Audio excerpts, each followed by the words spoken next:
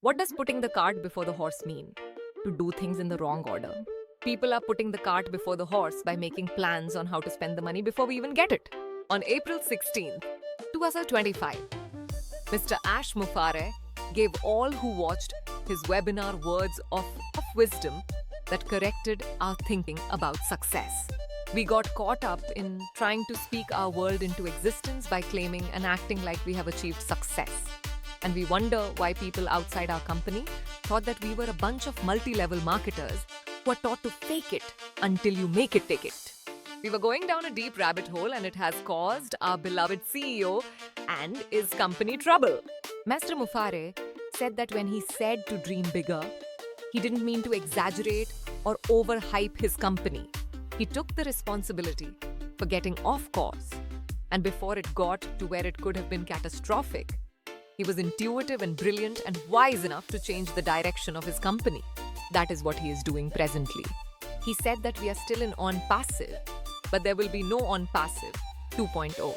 He said that the marketing of the company's products ran ahead of the production of the products.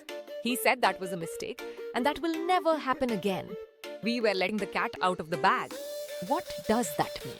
To reveal a secret carelessly or by mistake. He said he had been guilty at times in the past because he was excited about what his company was doing and what it would mean when the company launched to the public. The trouble with that was not all of the people who he hired believed like he did about the direction that he wanted his company to go. I remembered Mr. MUFAREH said on a webinar that his executives didn't agree with some of his beliefs about some of the things he wanted to do. And he regrets not vetting the people he had as executives before he hired them. He said the people who worked under the direction of certain executives were negatively influenced by the heads of departments. And he would take a bullet for some of them because he loved them that much.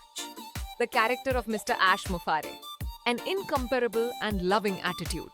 He said that before we can go to the next step, meaning after the CC resolution, which will be within 60 days, we want to get past that hurdle.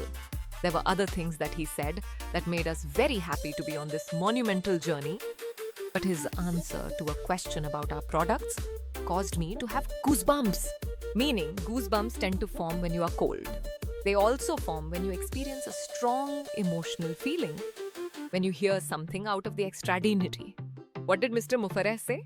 He said that our products will technically superior and cost less than what is on the market now. He said, after his company becomes successful, we won't have to go around saying how successful we are because people will be able to see it.